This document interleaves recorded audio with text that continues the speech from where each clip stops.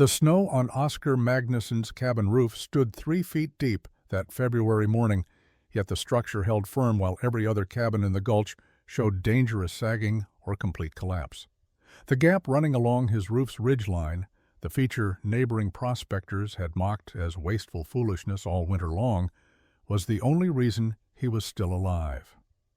Before we dive into how one man's counterintuitive design saved his life, let us know where you're watching from, and if stories of frontier ingenuity move you, hit that subscribe button, because tomorrow's tale of mountain survival is even more unbelievable. The year was 1881, and the Colorado Rockies were experiencing one of their harshest winters in recent memory.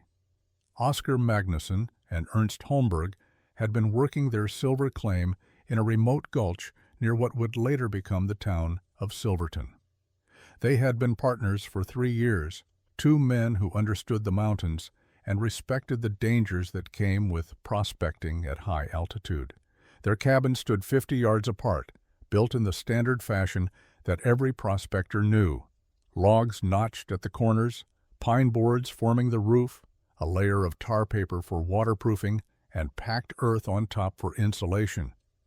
It was efficient construction that could be completed in a week, and it served its purpose adequately in most conditions. On the night of January 19, 1881, heavy snow began falling. Oscar sat in his cabin, listening to the wind drive snow against his walls. The temperature had dropped well below zero, and he kept his wood stove burning steadily through the night.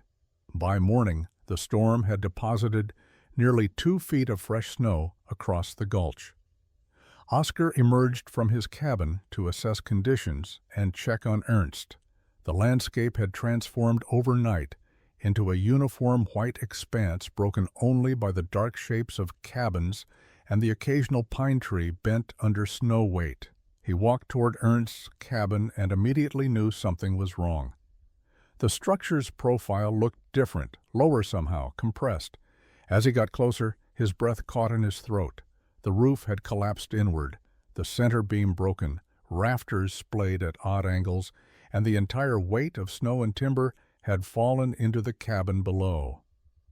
Oscar ran forward, shouting Ernst's name, but he knew before he reached the wreckage that his partner was dead.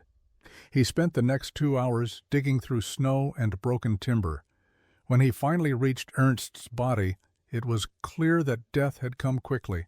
The main roof beam had struck him as he slept, and the weight of everything above had crushed the life from him in moments. Other prospectors arrived as word spread through the scattered mining camp. They helped Oscar extract Ernst's body and stood in somber silence around the collapsed structure. The general consensus was straightforward and fatalistic. Too much snow, bad luck, the risks of mountain living. These things happened.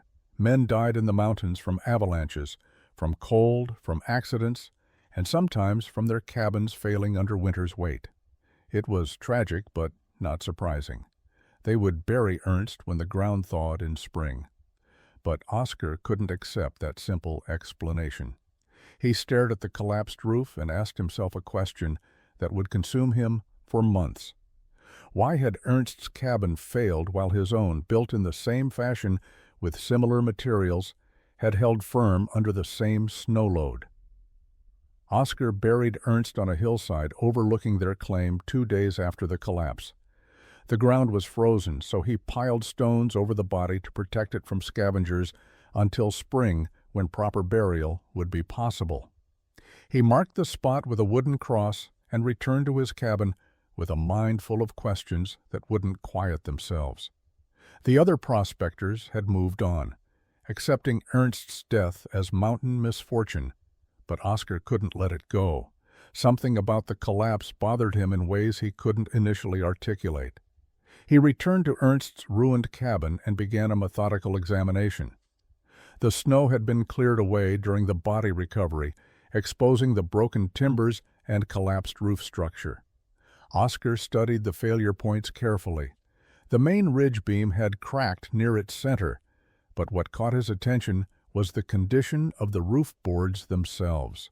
They were wet, soaked through, despite the freezing temperatures. He ran his hand along the wood and found a thin layer of ice coating the interior surface of the boards where they had been in contact with the accumulated snow above. Over the next week, Oscar visited every cabin in the mining camp.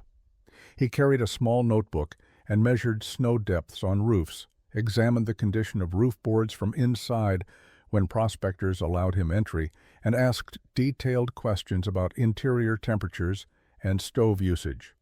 The other men thought grief had made him peculiar, but they tolerated his strange investigation. What Oscar discovered formed a clear pattern. The warmest cabins, those where men kept their stoves burning hottest through the cold nights, showed the most concerning signs. Wet roof boards, dripping water despite sub-freezing exterior temperatures, and visible sagging in roof structures under snow loads that should have been manageable. The physics became clear to Oscar through simple observation and reasoning. Heat from cabin stoves rose to the ceiling and transferred through the roof boards to the snow layer directly above. This heat melted the bottom layer of snow against the roof surface. During the day, some of this water might drain off, but at night, when temperatures dropped severely, it refroze into solid ice. Ice was far denser and heavier than snow. A cubic foot of fresh snow weighed perhaps 7 to 10 pounds. A cubic foot of ice weighed nearly 60 pounds. The very warmth that kept prospectors alive through harsh winters was creating a deadly accumulation above their heads. Ernst's cabin had failed not because the snow was too heavy, but because Ernst's diligent firekeeping had transformed light snow into heavy ice. The warmest cabin had become the most dangerous structure in the camp. Oscar sat in his own cabin that night, feeling the heat from his stove, and realized that conventional wisdom about winter shelter was fundamentally flawed. Every prospector believed the same thing: seal your cabin tight, keep it warm, survive the cold. But that approach was creating the very conditions that led to catastrophic failure. Oscar understood that survival required a counterintuitive solution, one that would challenge everything mountain men believed about winter construction. Oscar spent the remainder of that winter studying snow under different conditions. He would climb onto his own cabin roof with a shovel and dig vertical test pits through the accumulated snow, examining the layers and their characteristics. What he found confirmed his theory with disturbing clarity. The snow nearest his roof surface was always denser than the snow above it. In some spots, he could see clear ice formation where heat transfer had been most intense. The upper layers remained light and powdery, but the bottom 6 inches showed progressive densification from repeated melt and freeze cycles. He began making calculations based on simple observations. Fresh, dry snow weighed approximately 7 to 10 pounds per cubic foot depending on its moisture content and how recently it had fallen. Settled snow that had been on the ground for weeks weighed 12 to 15 pounds per cubic foot as it compacted under its own weight. Wet snow, the kind that formed when temperatures hovered near freezing, weighed 15 to 20 pounds per cubic foot. But ice, solid ice, formed from melted and refrozen snow, weighed nearly 60 pounds per cubic foot. The mathematics were straightforward and terrifying. A roof supporting 2 feet of fresh snow carried roughly 140 pounds per square foot. That same roof supporting 2 feet of ice would carry 720 pounds per square foot, more than 5 times the load. Oscar realized that the solution required preventing the melt-freeze cycle entirely. If snow on the roof could be kept cold, truly cold at the same temperature as the surrounding air, it would remain light and manageable. The only way to achieve this was to prevent heat from reaching the snow through the roof surface. But prospectors needed heat to survive. The stove couldn't be eliminated. Insulation alone wouldn't work because any insulation thick enough to prevent heat transfer would make the cabin interior unbearably hot and would eventually saturate with moisture. The answer came to Oscar during a sleepless night in early March. He needed to let the heat escape before it could transfer through the roof. If heat rose naturally, and these Hottest air accumulated at the peak of the cabin's interior, then an opening at that peak would allow the heat to escape directly into the atmosphere. The roof surface would remain cold because heat would vent out rather than conduct through. The snow above would stay frozen, light, and stable. It was counterintuitive to the point of seeming insane. Every instinct told him that letting heat escape was wasteful and dangerous.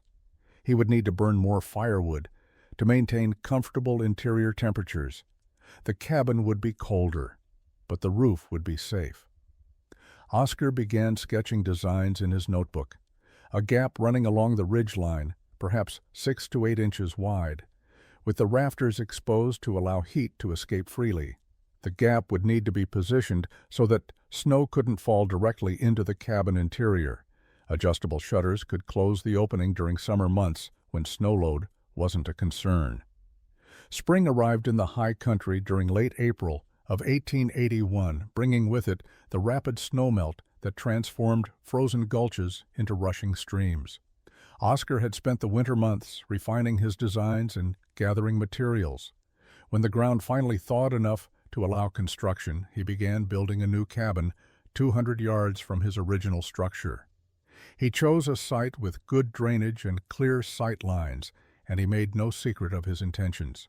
Word spread quickly through the mining camp that Magnusson was building a cabin with a hole in the roof. Friedrich Brenner was the first to arrive and observe the construction. Brenner was a German prospector who had worked the Colorado mountains for nearly a decade. He was competent, practical, and deeply skeptical of anything that deviated from proven methods. He watched Oscar frame the roof with heavy rafters and then deliberately leave a gap along the ridge line where the two roof planes met. When Oscar explained his reasoning about heat escape and snow weight management, Brenner laughed outright. "You're going to freeze to death, saving firewood for nothing," Brenner said, shaking his head. "Heat rises. Yeah, everyone knows this. So you let it go straight out into the sky? Magnusson, grief has made you foolish." Other prospectors gathered over the following days to witness what they called Swede's folly. They stood in small groups, smoking pipes, and offering commentary that ranged from concerned to mocking. Silas Crawford, a Scottish-Irish prospector whose cabin stood nearest to Oscar's construction site, tried to be diplomatic. "Oscar, I understand you're thinking about Ernst's death differently than the rest of us," Crawford said carefully. "But there's a reason we build cabins the way we do. Keeping heat inside is how we survive winter. What you're proposing goes against everything we know about mountain shelter." Oscar tried explaining the physics. He drew diagrams in the dirt showing how heat transfer created ice formation. He presented his calculations about snow weight versus ice weight. He described the wet roof boards he had found in Ernst's collapsed cabin and the pattern he had observed across the entire mining camp. The prospectors listened politely, but remained unconvinced. The logic seemed backward to them. Yes, heat melted snow, but the solution was to build stronger roofs, not to deliberately waste the heat that kept you alive. "You'll burn twice the wood and still wake up cold," one prospector predicted. "That gap will let in wind, rain, and snow. You're building a miserable shelter to solve a problem that killed one man in 20 years. Friedrich Brenner became the most vocal critic. He made a point of visiting Oscar's construction site regularly to offer commentary. "When winter comes and you're shivering in that foolish structure, you'll seal that gap fast enough," he said. "Mark my words, Magnusson. This is expensive stupidity." Oscar continued building despite the ridicule, but the isolation was difficult. Oscar completed his cabin over the course of 6 weeks, working alone through the spring and early summer of 1881. The basic structure followed conventional log construction, but the roof system represented a radical departure from standard methods. He began with the ridge beam, the horizontal timber that would form the peak of the roof. Most prospectors used a single beam running the length of the cabin. Oscar used 2 parallel beams spaced 8 inches apart, creating a deliberate gap between them. The rafters extended from the wall plates up to these ridge beams, angling inward to create the roof slope, but never meeting at a central point. The gap remained open along the entire length of the cabin, approximately 12 feet from end to end. The exposed rafter system required more substantial timbers than typical construction. Oscar selected pine logs that were 8 inches in diameter and shaped them carefully to ensure even-bearing surfaces. He spaced the rafters closer together than standard practice, placing them every 16 inches instead of the usual 24 inches. The closer spacing provided additional strength to compensate for the structural compromise created by the gap. Each rafter was notched precisely where it met the wall plate and the ridge beam, creating solid connections that would resist both uplift from wind and compression from snow weight. Over the rafters, Oscar laid split boards that he had adzed flat on one side. These boards ran perpendicular to the rafters from ridge to eave, overlapping like shingles to shed water. He left the boards slightly short of the ridge gap on both sides, maintaining the 8-inch opening. The boards extended beyond the wall line by 12 inches, creating an overhang that would prevent rain and snow from running directly down the cabin walls. Over the boards, he applied a layer of tar paper that he had purchased in Silverton at considerable expense. The tar paper provided waterproofing, but also stopped short of the ridge gap, preserving the ventilation opening. The final roof layer was packed earth mixed with clay, creating a living roof that would support vegetation. Oscar built wooden frames along the edges to contain this soil layer and prevent erosion. The earth layer was 6 inches thick across most of the roof, but thinned to 3 inches near the ridge gap to reduce weight at that critical junction. The multiple layers made the roof heavy, but the robust rafter system supported the load easily. The result was a roof that was waterproof, insulated, and fire-resistant from exterior sparks, yet deliberately vented at its peak. For summer months, when snow load was not a concern, Oscar built removable wooden shutters that could cover the ridge gap.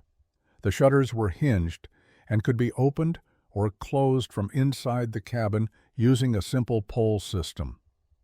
During winter, the shutters would remain open to allow heat escape.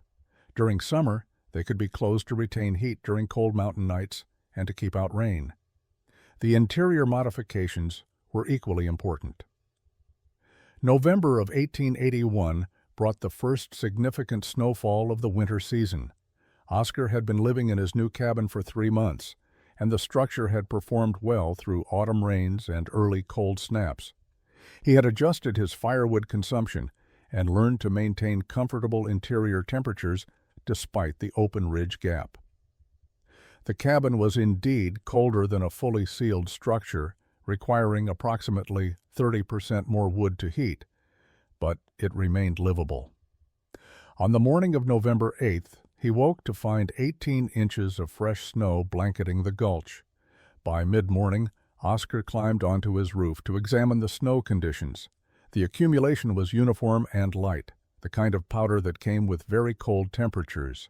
He dug down through the snow layer with his hands until he reached the roof surface. The boards were cold to the touch, the same temperature as the surrounding air. The snow against the roof showed no signs of melting or densification. It remained loose and crystalline, easily displaced with a sweep of his arm. He estimated the weight at approximately 8 pounds per cubic foot based on how easily it compressed under pressure. Later that day, he visited Silas Crawford's cabin on the pretense of borrowing tools. Crawford invited him inside, and Oscar immediately felt the difference in temperature. Crawford's cabin was significantly warmer than his own, the sealed roof trapping heat efficiently. But when Oscar glanced up at the ceiling, he noticed moisture beading on the log rafters. He asked if he could check the roof from outside, and Crawford agreed, though he seemed puzzled by the request. On Crawford's roof, Oscar dug down through the same 18 inches of snow. The snow nearest the roof surface was noticeably denser than the upper layers. It packed in his hand rather than falling apart. More. Telling, the roof boards were wet to the touch despite the freezing air temperature. Heat from Crawford's stove was transferring through the roof and melting the bottom layer of snow. Oscar visited Friedrich Brenner's cabin next and found identical conditions: wet roof boards, densified snow at the roof interface, and water stains on the interior ceiling where moisture was condensing and dripping. The pattern was exactly what he had predicted. The warmest cabins were creating the conditions for dangerous ice formation. His own cabin, with its open ridge gap, was keeping the snow cold and light. He mentioned his observations to Crawford and Brenner, pointing out the differences between their roofs and his own. Both men dismissed the concern. "It's only 18 inches, Brenner said. "Wait until we get real snow, then we'll see whose roof holds and whose doesn't." Crawford was more diplomatic, but equally unconvinced. "The winter's just beginning, Oscar. Let's see how your design performs when it's truly tested." Oscar said nothing more. He returned to his cabin and waited. January of 1882 brought weather that old-timers would reference for decades afterward. The blizzard began on the morning of January 14th with light snow that seemed unremarkable. By afternoon, the wind had increased and the snowfall intensified. By evening, visibility had dropped to mere feet and the temperature plummeted to 20 degrees below zero. The storm continued without pause through the night and into the following day. Prospectors retreated to their cabins and waited, keeping their stoves burning and their doors barred against the wind that drove snow through every crack and gap. Oscar sat in his cabin listening to the storm rage outside. The open ridge gap allowed some snow to enter, collecting in small drifts along the interior walls near the peak, but the amount was manageable. He swept it out periodically with a broom he had fashioned from pine branches. The gap also created a draft that made the cabin noticeably colder than a sealed structure. But he kept his stove well fed with firewood and maintained a temperature that was uncomfortable but survivable. Through the narrow window, he could see nothing but white chaos. By the second day, the snow accumulation was extraordinary. Oscar estimated 3 feet had fallen, with more coming steadily. He could hear the wind driving against his cabin walls and the occasional creak of timber adjusting to loads, but the sounds were normal, the expected settling of wood under stress. What concerned him were the sounds coming from other cabins across the gulch. Even through the storm's howl, he could hear sharp cracking noises, the sound of wood failing under excessive weight. He knew those sounds. He had heard them the night Ernst's cabin collapsed. The prospectors were trapped in a dangerous situation. Adding wood to their stoves increased interior heat, which accelerated snow melting on their roofs, which increased the ice formation that was crushing their structures. But without fire, they would freeze to death. Most men chose to keep minimal fires, just enough to prevent death from exposure, and hoped their roofs would hold. Oscar kept his stove burning at normal levels. The heat escaped through his ridge gap before it could transfer through the roof boards. The snow above remained cold, dry, and relatively light despite its depth. On the evening of the second day, Oscar heard a sound that made his blood run cold. A deep, prolonged crack, followed by a thunderous crash that echoed even through the blizzard. A cabin had collapsed. He had no way to know whose or whether the occupant had survived. All he could do was sit in his own cabin, feed his fire, and wait for the storm to pass. The third day brought more of the same.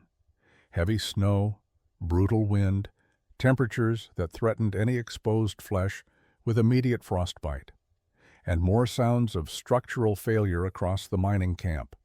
Oscar counted 3 distinct crashes during that final day. The blizzard finally exhausted itself on the morning of the 4th day. The wind died first, leaving only steady snowfall that continued until early afternoon before tapering to occasional flurries. By late afternoon, the sky began clearing from the west, revealing pale winter sunlight that seemed almost blinding after days of gray storm light. Oscar opened his cabin door and confronted a transformed landscape. Snow reached past his knees, obliterating trails and landmarks. The gulch had become a uniform white expanse, broken only by the dark shapes of cabin roofs, some level and intact, others showing ominous angles and depressions. He counted 7 cabins with visible damage. 3 had completely collapsed, their roofs caved inward, with only broken timber visible above the snow line. 4 others showed dangerous sagging. The ridge lines curved downward in ways that indicated imminent failure. Smoke rose from several chimneys, indicating survivors, but many cabins showed no smoke at all. Oscar strapped on the snowshoes he had crafted the previous autumn and began making his way through the deep snow toward the nearest collapsed structure. Friedrich Brenner's cabin still stood, but barely.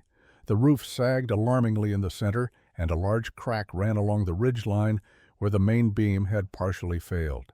Brenner emerged as Oscar approached, his face gray with exhaustion and fear. He had spent 3 days listening to his cabin slowly tear itself apart, knowing that adding wood to his stove might generate the final ounce of weight that would bring the roof down on his head.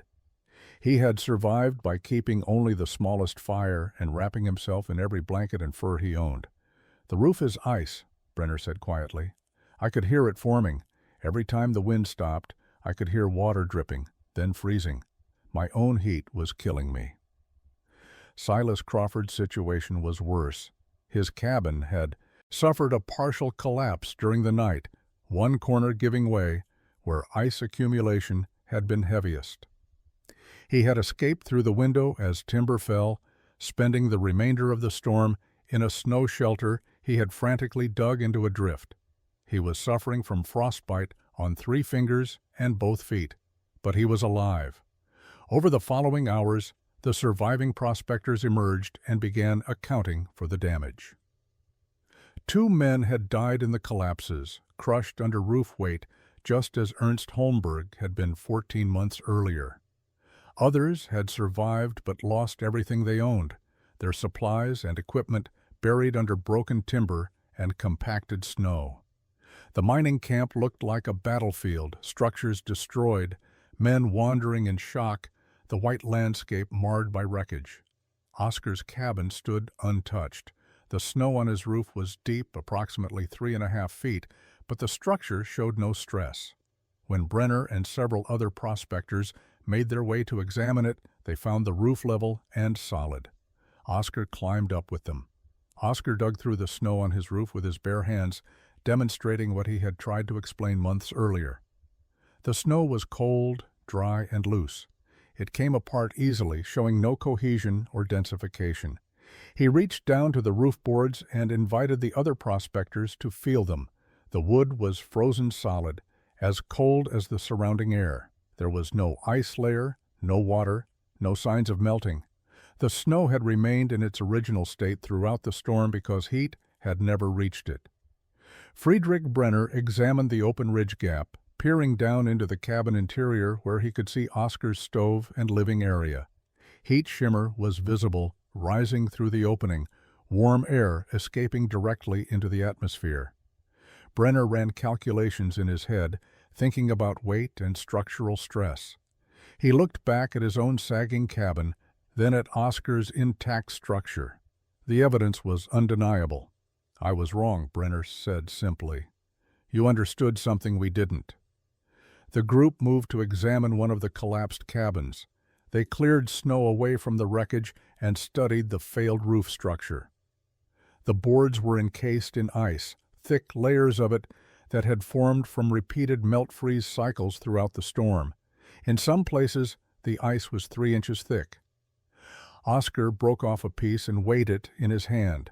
The difference between this and the powder on his own roof was the difference between survival and death. Silas Crawford, despite his frostbitten extremities and exhaustion, asked detailed questions about the construction. How wide was the gap? How were the rafters reinforced? What about rain during summer? What about wind driving snow through the opening? Oscar answered each question patiently, explaining the design principles and the trade-offs involved. Yes, the cabin was colder. Yes, it required more firewood. but it was standing while others had fallen. Over the next week, as the mining camp recovered from the blizzard's devastation, Oscar's cabin became a gathering point for discussions about construction techniques. Men who had lost their shelters needed to rebuild before the next storm arrived. Those whose cabins had survived but showed damage needed to make repairs. Everyone wanted to understand the ventilation principle that had saved Oscar's life. Friedrich Brenner was the first to explicitly ask for help. His cabin was unsafe to occupy, the cracked ridge beam liable to fail completely at any moment. He needed to build new shelter quickly, and he wanted to incorporate Oscar's design. Oscar agreed without hesitation. Over the following days, they worked together to frame a new cabin with an open ridge gap and reinforced rafters. Other prospectors stopped by to observe the construction and ask questions. Lars Vedvik, a Norwegian prospector who had lost his cabin entirely in the collapse, approached Oscar in late January. "I need to rebuild before February storms come," Vedvik said. "Will you teach me your method?" Oscar spent 2 weeks helping Vedvik construct a cabin with proper ridge ventilation. The technique spread through the Colorado mining camps with the quiet efficiency of truly useful knowledge. Prospectors who had witnessed the blizzard of 1882 told stories to those who arrived later. Men who rebuilt their cabins using ridge ventilation survived subsequent winters without incident, while those who clung to traditional sealed roofs continued experiencing problems during heavy snow years. By 1884, roughly half the cabins in the high country mining districts incorporated some form of ridge gap ventilation. The miners called them Magnusson vents, or Swedish openings, though Oscar himself never claimed credit or tried to profit from the innovation. The design variations reflected individual circumstances and available materials. Some prospectors built adjustable shutters like Oscar's original. Others created permanent openings with overhanging covers that kept out rain while allowing heat escape. A few incorporated the ventilation principle into their chimney designs, creating dual-purpose structures that vented both smoke and excess heat. The specific details varied, but the underlying physics remained constant. Keep the roof cold, keep the snow light, survive the winter. Oscar continued prospecting in Colorado until 1889. He never struck the rich vein that would make his fortune, but he earned enough from consistent small finds to save money and maintain his independence. The mountains had taken his partner and nearly killed him through ignorance, but they had also taught him lessons about survival that transcended simple toughness or luck. He understood that frontier life required intelligence as much as courage, careful observation as much as bold action. In the spring of 1889, Oscar left the mountains for the final time.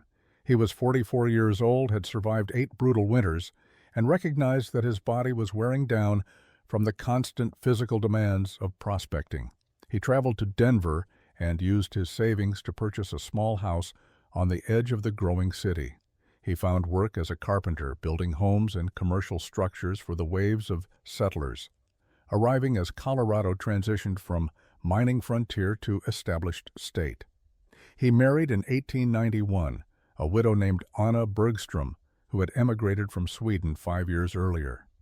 They had 2 children, both daughters, and lived a quiet domestic life far removed from the wilderness that had shaped Oscar's younger years. He never spoke much about his time in the mountains. His family knew he had been a prospector, but they knew nothing of Ernst Holmberg's death, the cabin he had designed, or the lives his innovation had saved. Oscar Magnusson died in 1903 at the age of 58 from pneumonia. He was buried in Denver's Riverside Cemetery under a simple granite marker that listed his name, birth, and death dates, and the words "beloved husband and father." There was no mention of mining, no reference to mountain survival, no acknowledgement of the counterintuitive design that had changed how men built shelters in high-altitude snowfall regions. But in the mountains, his legacy endured in the structures themselves.